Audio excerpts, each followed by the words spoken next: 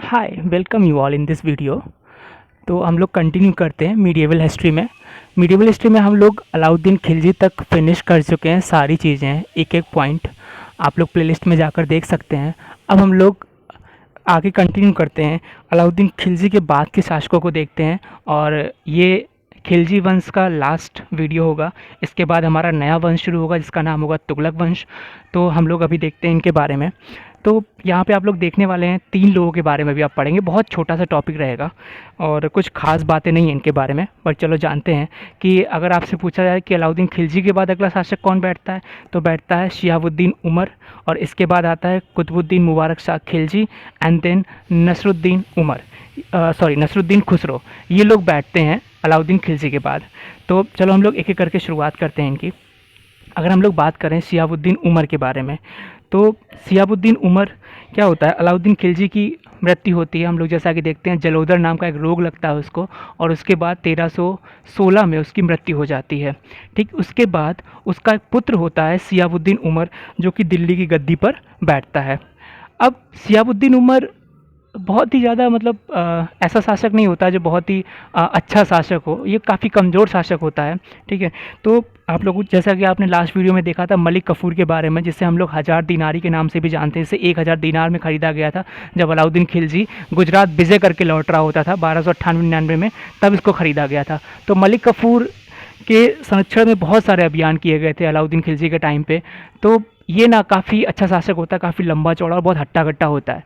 तो ये इसके संरक्षक के तौर पे बैठता है जब शिहाबुद्दीन उमर बैठा होता है। तो फिर क्या होता है, जब शिहाबुद्दीन उमर जब गद्दी पे बैठा होता है उस टाइम पर इसका ही अपना एक भाई होता है जिसका नाम होता है कुतुबुद्दीन मुबारक शाह खिलजी, और दिल्ली की गद्दी के लालच में अपने खुद के सगे भाई की हत्या कर देता है। और इसके बाद अब स्टोरी शुरू होती है जो कि शुरू होगी कुतुबुद्दीन मुबारक शाह खिलजी। यहाँ पे आप लोग देख सकते हैं मैंने डेट नहीं डाली है, कोई ईयर नहीं यहाँ पे मेंशन की है कि शिहाबुद्दीन उमर की ईयर क्या थी, कब से कब तक वो यहाँ पे बैठा, क्योंकि ये जैसे ही 1316 में बैठता है कुछ ही टाइम बाद इसका अपना भाई इसकी हत्या कर देता है। तो इसका कोई ईयर नहीं है कि इतने से इतने टाइम तक बैठा, ये बस जस्ट बैठा और कुछ ही दिनों में इसकी हत्या हो गई। चलो आगे देखते हैं हम लोग। कुतुबुद्दीन मुबारक शाह खिलजी ये बैठता है 4 सालों तक। ठीक, 1316 से लेकर 1320 तक ये दिल्ली की गद्दी पर बैठता है। तो इसके बारे में हम लोग देखते हैं। ये अपने भाई शिहाबुद्दीन उमर की हत्या करता है और इसके बाद दिल्ली की गद्दी पर बैठता है, आपको पता है। इसके बाद अगला पॉइंट, ये एक अय्याश शासक होता है, बहुत ही अय्याश शासक होता है ये। ठीक है, इसको कोई मतलब नहीं है हमारे राज्य में क्या चल रहा है, कौन क्या कर रहा है, क्या हो रहा है, कैसी हमारी शासन व्यवस्था है, हमें किसी चीज़ को जीतना है नहीं जीतना है, हमारी चीज़ें जा रही हैं, हमारा राज्य जीता हुआ जा रहा है या नहीं जा रहा है, इससे कोई मतलब नहीं होता है।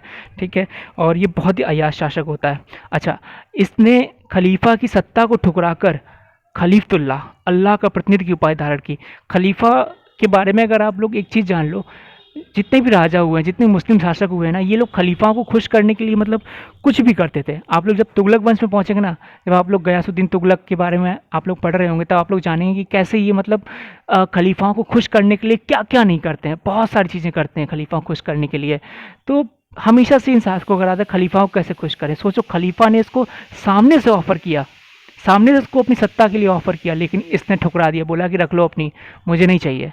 ठीक, इवन मुस्लिमों के लिए वो लोग अगर आप उनसे पूछेंगे तो वो बताएंगे खलीफा उनके लिए कितनी मतलब इंपॉर्टेंट चीज़ होती है। जैसे हम लोगों के लिए भगवान बहुत इंपॉर्टेंट होते हैं ना, वैसे उनके लिए खलीफा बहुत इंपॉर्टेंट होते हैं। ठीक है, तो इसको खलीफाओं ने सामने से ऑफर दिया लेकिन इसने उसे ठुकरा दिया और खुद को क्या बोला, एक उपाधि धारण की।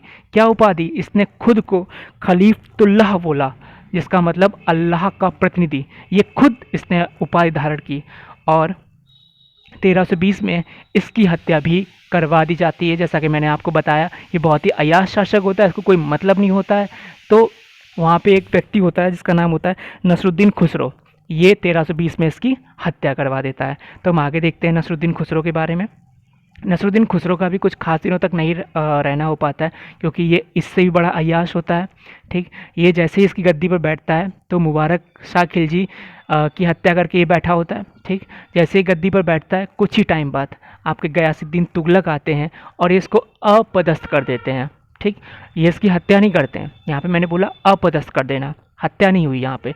तो इसको अपदस्थ किया क्योंकि ये भी बहुत ही अयोग्य शासक था, तो इसको अपदस्थ किया, हराया और इसको गद्दी से हटाया और फिर खुद गयासुद्दीन तुगलक दिल्ली की गद्दी पर बैठते हैं और एक नए वंश की शुरुआत होती है जिसका नाम होता है तुगलक वंश। तो इनके बारे में बहुत ही कम था, कोई खास डिटेल थी नहीं।